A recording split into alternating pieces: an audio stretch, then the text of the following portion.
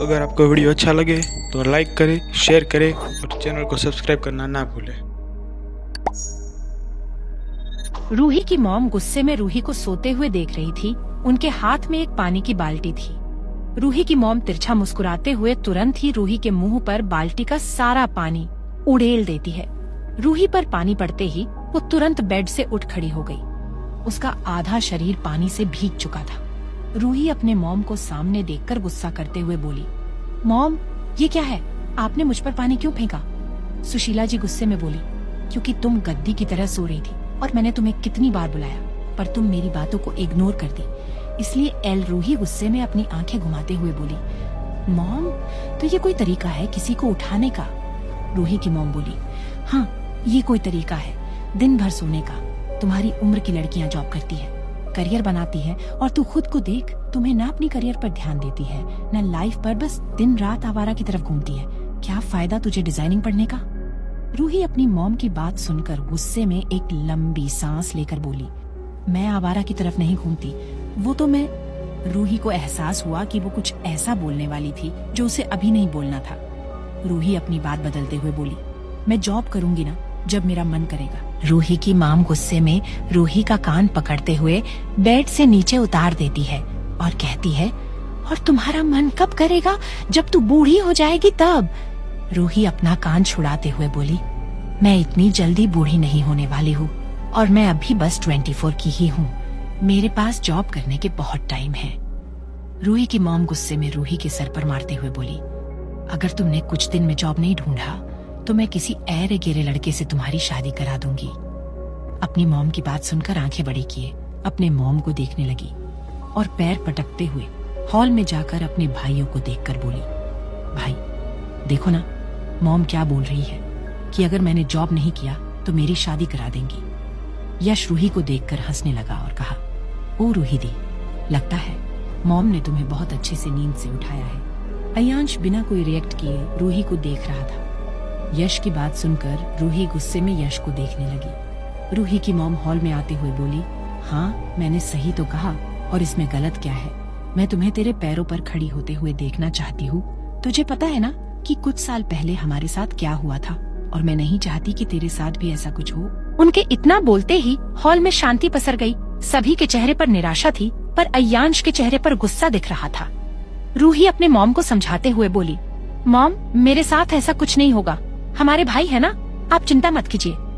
तभी अयांश टेबल से खड़ा होते हुए कोल्ड वॉइस में कहा, मॉम की बात मान लो। वो इतना बोलकर वहाँ से चला गया। रूही अपने भाई को देखती रह गई। वो अपने छोटे भाई से उम्मीद करते हुए यश को देखने लगी कि शायद वो उसका साइड लगा, पर वो बिना कुछ बोले वहाँ से चला गया। रूही अपने मॉम को देखते हुए मुंह बनाकर बोली, ठीक है, मैं जॉब ढूंढ लूंगा। वो इतना बोलकर अपने रूम में चली गई। Royal empire. जुनून अपने डेस्क पर बैठी स्केड्यूलिंग कर रही थी। जुनून स्केड्यूलिंग करके हसरत को कॉल करके बोली, सीईओ सर, आपने जैसे कहा था कि सभी डिपार्टमेंट के डायरेक्टर के साथ आपकी मीटिंग फिक्स कर दी और मीटिंग आधे घंटे में है। जुनून इतना बोलकर कॉल डिस्कनेक्ट कर देती है। आधे घंटे बाद मीटिंग रूम में हसरत अपने हेड चेयर पर बैठा था। हसरत अपने हाथ में आईपैड लिए कुछ देख रहा था। जुनून उसके पास के चेयर के पास बैठी थी और वही सभी डिपार्टमेंट के डायरेक्टर्स डर से हसरत को देख रहे हैं, क्योंकि हसरत तभी डायरेक्टर्स की मीटिंग रखता है तब उनसे कोई गलती हुई होती है या फिर हसरत उनके काम से सैटिस्फाइड नहीं रहता है। पीआर डिपार्टमेंट के डायरेक्टर ने डरते हुए कहा, सीईओ सर, आपने हमें क्यों बुलाया है? क्या हमसे कोई गलती हुई है? उसके इतना बोलते ही जुनून सीट से खड़ी होते हुए सबके सामने कुछ फाइल रख देती है। सभी डायरेक्टर उस फाइल को ओपन करके देखने लगते हैं। हसरत आईपैड टेबल पर रखते हुए थोड़ा गुस्से में कहा, तुम सभी डायरेक्टर का 3 महीना का परफॉर्मेंस मुझे कुछ खास नहीं लगा। तुम्हारे डिपार्टमेंट के एम्प्लॉइज में भी ज्यादा काम में इम्प्रूवमेंट नहीं है। क्या मैं ये जान सकता हूँ क्यों? सभी डायरेक्टर के पास कोई जवाब नहीं होता है, इसीलिए वो सब शर्म से अपना सर नीचे झुका लेते हैं। हसरत उनका सिर नीचे झुके देखा तो हसरत गुस्से में कहा, तुम सभी के वजह से हमारे कंपनी का शेयर्स 5% गिर चुका है। मैं इसकी वजह से तुम लोगों को जॉब से निकाल सकता हूँ और वैसे भी तुम लोगों की जगह लेने के लिए कई सारे कैंडिडेट्स कंपनी के बाहर खड़े रहते हैं। हसरत की बात सुनकर सभी डायरेक्टर्स घबराते हुए बोले, नहीं सीईओ सर, ऐसा मत कीजिएगा, हम अपनी पूरी मेहनत लगाकर काम करेंगे। सिया चिंता दिखाते हुए बोली, हाँ सीईओ सर, जितनी भी शेयर्स गिर रही है हम उसे दोबारा रिकवर कर देंगे। हसरत ने सख्त आवाज में कहा, बस 1 वीक का टाइम देता हूँ सब सही करने का। अगर तुम लोग नहीं कर पाए तो तुम सभी डायरेक्टर के पोजीशन से रिजाइन कर देना। हसरत की बात सुनकर सभी डायरेक्टर हैरानी से हसरत को देखने लगे, क्योंकि सब कुछ रिकवर करने में कुछ हफ्ते तो लग ही जाते, पर 1 वीक में करना उनके लिए बहुत मुश्किल था। एचआर डिपार्टमेंट के डायरेक्टर ने परेशान होकर कहा, पर उसका बात काटे हुए हसरत ने सर्द आवाज में कहा, मीटिंग इज ओवर। हसरत के इतना करने पर वो सब और भी परेशान हो गए और मीटिंग रूम से बाहर चले गए। जुनून उसके पास में बैठी, बोली, आपको उन्हें कुछ और टाइम देना चाहिए, क्योंकि 1 वीक में सब कुछ सेटल करना सभी डायरेक्टर के लिए ये थोड़ा मुश्किल है। हसरत ने कमिटमेंट कहा, जिन्हें काम का और जान का जाने का डर होता है वो खुद के लिए कुछ भी कर सकते हैं। हसरत की बात सुनकर जुनून को कुछ समझ नहीं आया। जुनून मन में सोचते हुए बोली, काम से जान का क्या रिलेशन है। जुनून को सोचता देख हसरत एक तिरछी स्माइल करने लगा। वो अपने चेयर से उठते ही जुनून के पास जाकर जुनून को एक बच्चे की तरह उसे चेयर से उठाकर टेबल पर बैठा दिया। हसरत के उठाने से जुनून डर गई और वो अपनी आंखें बड़ी किए हसरत को देखने लगी। हसरत जुनून को अपने मस्कुलर बाहों से घेरा हुए था। हसरत जुनून के चेहरे की तरफ हल्का झुका हुआ था। जुनून एक तक पलक झपकाते हुए बोली, आप ये क्या कर रहे हैं, ये मीटिंग रूम है। जुनून का फेस बहुत ही मासूम लग रहा था, जिसे वो क्यूट लग रही थी। हसरत अपने कोल्ड आंखों से जुनून को देखते हुए उसके होठों के करीब जाने लगा। जुनून हसरत का फेस अपने तरफ आता देख अपने सिर को पीछे करने लगी। जुनून जितना अपने आप को झुका रही थी उतना ही हसरत उसके पास आ रहा था। जुनून ना चाहते हुए भी अनजाने में टेबल पर लेट गई और हसरत भी उसके ऊपर ही आ गया था। जुनून घबराहट के मारे उसका दिल जोरों जोरों से धड़क रहा था। हसरत ने धीमी पर कड़क आवाज में कहा, हमारा 2 दिन बाद बिजनेस ट्रिप है, तो जाने से पहले मेरी 1 वीक की सारी मीटिंग आज और कल में फिक्स करो। हसरत की बात सुनकर जुनून उसे हैरानी से देखने लगी। उससे ये बात एक्सपेक्ट नहीं की थी। जुनून नॉर्मल वे में बोली, तो मेरे ऊपर आकर बोलने की क्या जरूरत थी, आप मुझे वैसे भी बता सकते थे।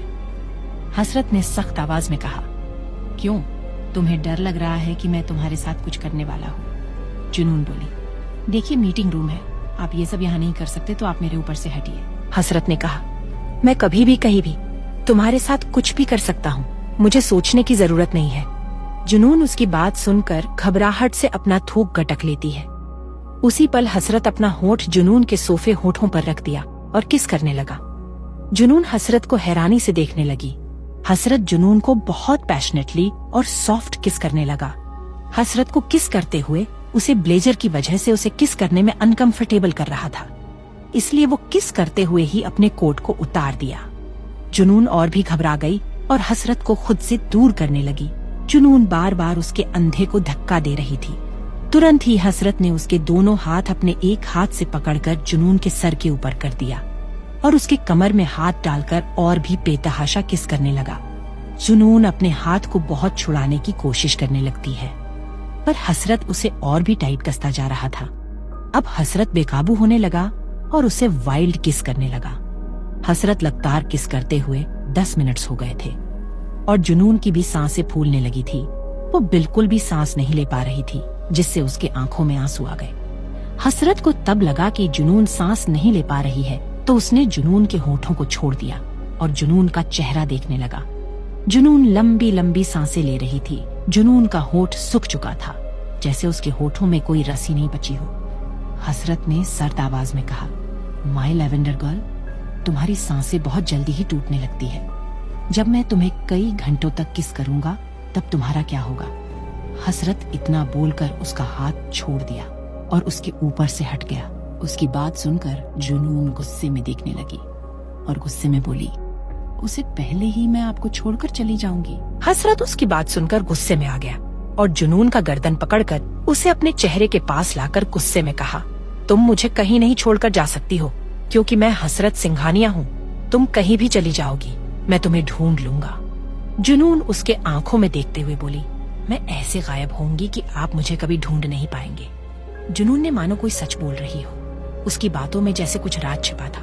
उसकी बात सुनकर गुस्से में हसरत का चेहरा काला पड़ गया। हसरत क्रुएल्टी से कहा, तुम्हारे कहने का क्या मतलब है?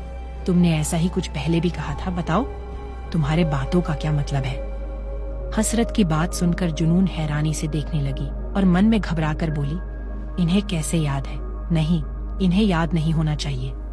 हसरत जुनून का जवाब ना पाकर हसरत जुनून का टॉप कमर के ऊपर उठाकर उसके कमर के तिल पर हार्डली किस करते हुए बाइट करने लगा। उसके काटने से जुनून अपने होश में आ जाती है।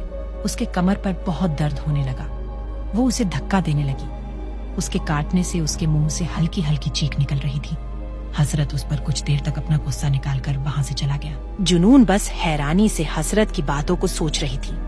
हसरत केबिन में जुनून की कही हुई बातों को सोच रहा था। वो जितना सोच रहा था उसका दिमाग उतना पागल हो रहा था। वो गुस्से में गन निकालकर केबिन में रखी सभी कांच की चीजें शूट करके तोड़ दिया और गुस्से में कहा, पहले मुझे इस बात से फर्क नहीं पड़ा था क्योंकि तब तुम मेरी कुछ नहीं लगती थी, पर तुमने इस बात को दोबारा क्यों दोहराया? क्या राज है तुम्हारा जो मुझे नहीं पता है? वही जुनून अपने डेस्क पर बैठी थी। जुनून भी बहुत परेशान नजर आ रही थी, पर केबिन में जो भी हो रहा था जुनून उसे अच्छे से सुन पा रही थी। जुनून चिंता करते हुए बोली, क्या मैं आपको सच में याद हूँ? पर आपका मुझे याद रखना भी आपके लिए सही नहीं है।